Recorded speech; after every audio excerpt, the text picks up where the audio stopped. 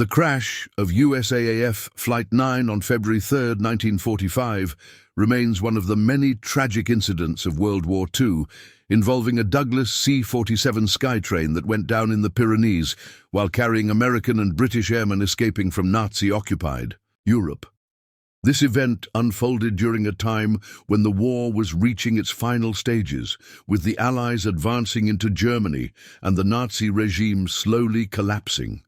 Despite the Allies gaining the upper hand, dangers still loomed in occupied territories, where stranded airmen and resistance fighters risked their lives to avoid capture.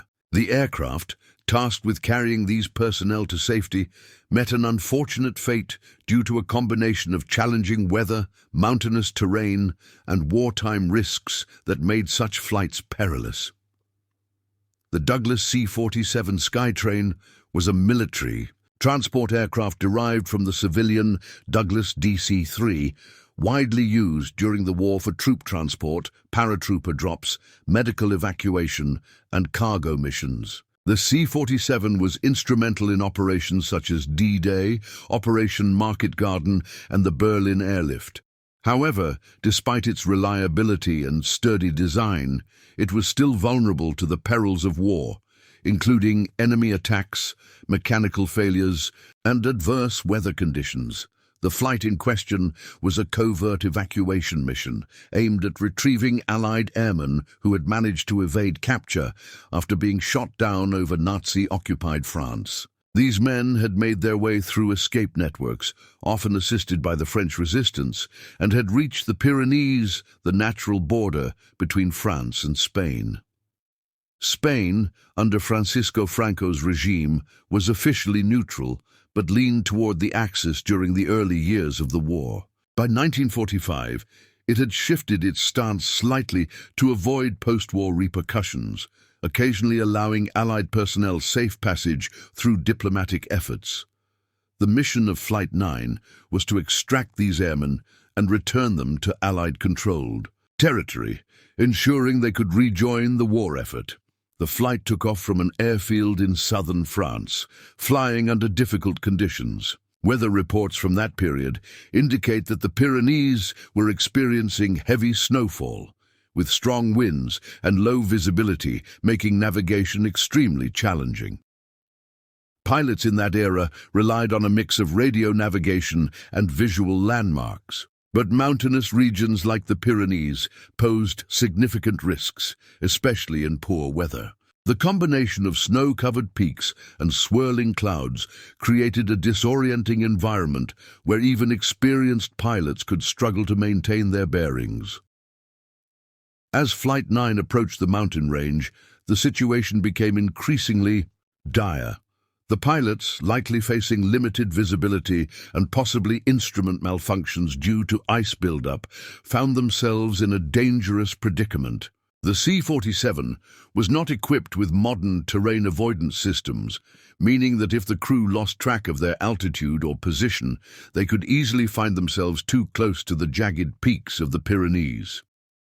Witnesses on the ground, including members of the French resistance stationed in the area, later recounted hearing the distant sound of aircraft engines followed by a sudden sharp explosion. Search efforts were immediately complicated by the ongoing snowfall and the rugged nature of the terrain. Resistance fighters and local villagers, many of whom had helped Allied airmen escape in the past, mounted an impromptu search party, trudging through deep snow and treacherous slopes to locate the wreckage. When the crash site was finally discovered, it was clear that there were no survivors. The C-47 had impacted the mountainside at high speed, scattering debris across the snow-covered landscape. The remains of the airmen and crew were found amidst the wreckage, their journey to freedom tragically cut short. The loss of Flight 9 was a sobering reminder of the ongoing dangers faced even in the final months of the war.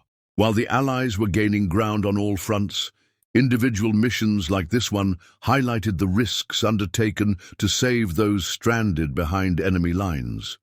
The news of the crash reached Allied headquarters, prompting an internal investigation. While enemy action was initially considered a possibility, no evidence of German fighter involvement was found. The conclusion drawn was that the crash was the result of severe weather and navigation difficulties rather than sabotage or enemy fire. Despite the tragedy, the work of the escape networks continued, and countless Allied personnel were successfully rescued through similar missions. The Pyrenees had long been a treacherous but vital passage for escaping prisoners, downed airmen, and resistance fighters seeking refuge in Spain before making their way back to Britain or Allied-controlled France. Despite the tragedy, the work of the escape networks continued, and countless Allied personnel were successfully rescued through similar missions. The Pyrenees had long been a treacherous but vital passage for escaping prisoners, downed airmen, and resistance fighters seeking refuge in Spain before making their way back to Britain or Allied-controlled France. Years later, the site of the crash became a quiet memorial, visited occasionally by historians, surviving family members, and aviation enthusiasts who sought to honor the sacrifice of those aboard Flight 9. The wreckage remained scattered across the mountains for some time before being gradually reclaimed by nature. The story of Flight 9, like many wartime aviation disasters, serves as a poignant reminder of the human cost of war. The courage of the airmen, who had survived against the odds only to perish on the final leg of their journey to safety, is a testament to the perils faced by those fighting for freedom. Their mission may not have been a high-profile battle or a famous strategic operation, but it was nonetheless part of the broader effort to bring the war to a close and ensure that no soldier was left behind. Today, the legacy of Flight 9 is preserved in records and the memories of those who continue to research the lesser-known stories of World War II. The mountains that claimed the aircraft stand as silent witnesses to the struggles and sacrifices of the past, a rugged landscape that holds the echoes of history within its peaks and valleys. That's all for today. Make sure to subscribe and hit the bell icon so you never miss an update.